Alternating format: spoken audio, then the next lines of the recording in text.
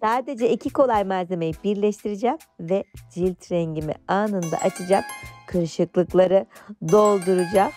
Özellikle sarkmaların önüne geçeceğim ve göz kenarındaki o kırışıklıklar var ya, onları dolduracağım. Çok basit ama çok etkili bir tarif geliyor. Çözülebilen kahveyi aldım fincana. Üzerine biraz sıcak su ekledim. Normalden çok daha az oranda sıcak su ekledim ve onu çözdürdüm.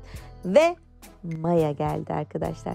Dilerseniz kuru maya, dilerseniz yaş mayadan bir yemek kaşığına yakın kullanabilirsiniz. Böyle küçük paketlerdeki maya yeterli olacak ve bu yaklaşık bir tatlı kaşığı dolusu kuru mayaya tekamül ediyor. Şimdi az önce çözdürdüğüm kahveyi kuru mayamın üzerine azar azar döküyorum. Sıcak iken döküyorum. Ben mayayı açacağım çünkü. 3 yemek kaşığı kahveyi maya ile birleştirdim. Kahve seçimini de dilerseniz süt tozu ilavesi olan, dilerseniz sade kahve ile de yapabilirsiniz arkadaşlar. Cilt tonumuzu da açmak istiyoruz. Ben o yüzden sıkıntı görmedim. Süt tozu karışımı olan kahve ile beraber yaptım.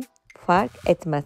Şimdi maya tamamen çözülene kadar bu ikiliyi iyice açıyorum. Sıcakken hızlı adımlarla, bakın özellikle tahta kullanıyorum. Tahta kaşıkla mayayı açmaya çalışıyorum. Burada dikkat edeceğim diğer şey üzerini kapatmak. Maskeyi hemen kullanmıyoruz. Şöyle 10 dakika bekleyin, mayalansın o. Bir güzel özdeşleşsin. Ondan sonra bakalım, evet artık kullanıma hazır. Hemen bir parça ellerime uyguluyorum. Bakın tamamen çözüldü maya kahve içerisinde. Sürülümü de böyle krem gibi olduysa tamamdır. Maskeyi bol bol sürün. Bir kullanımlık yapıyoruz.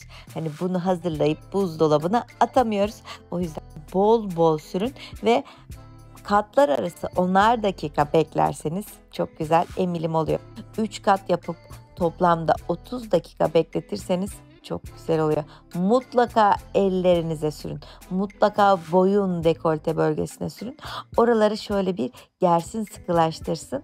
Bakın yıkadıktan sonra da gıcır gıcır yapıyor. Anında renk açıyor, evet, ve sıkılaştırıyor. Böyle görüntü çok daha taze oluyor. Ben çok seviyorum maya maskesini. Çıkarttıktan sonra cildimiz biraz kurudu ya, onu da giderip hemen dilerseniz aloe vera jel kullanabilirsiniz. Tatlı badem yağı sürebilirsiniz. Susam yağı sürebilirsiniz. Avokado yağı sürebilirsiniz veya beğendiğiniz cildinize iyi gelen nemlendirici kremlerden birini sürebilirsiniz.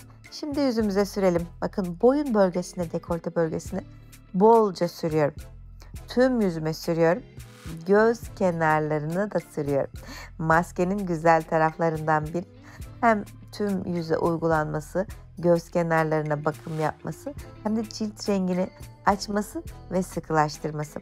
Maskeyi haftada bir kere yapmamız yeterli. Hadi en fazla 2 olsun. Daha sık yapmamıza gerek yok. Bir de eğer kıl kökleriniz böyle açıksa, tüylenme problemini yoğun yaşıyorsanız maya onu biraz teşvik edebilir arkadaşlar. Ama onun haricinde normal bir cilt tipiniz varsa, normal şekilde tüylenmeleriniz varsa kullanın. Etkiyi görün, çok beğeneceksiniz. Bakın 20-30 dakika beklettikten sonra maske kuruyor. Gördünüz mü?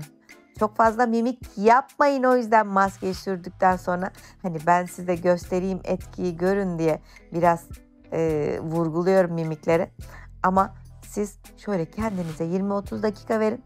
Çok konuşmayın. O arada çok fazla mimik yapmayın. Çok gülmeyin, ağlamayın. 20-30 dakika sonra tamamen kuruduğunda maskeyi önce ılık sonra soğuk suyla cildinizden çıkartın, kurulayın ve güzelce nemlendirin. Ben en son aloe vera jeliyle de nemlendirme uygulamamı yaptım, masajımı yaptım. Şimdi kendimi çok daha iyi hissediyorum. Buraya birkaç video daha bırakıyorum. İzlemediyseniz lütfen onları da izleyin. Hobifan YouTube kanalıma abone olup bildirimleri açın. Alt yazılardan da dilediğiniz dili seçebilirsiniz. Bir de kendinize lütfen çok iyi bakın. Sağlıcakla, bay bay.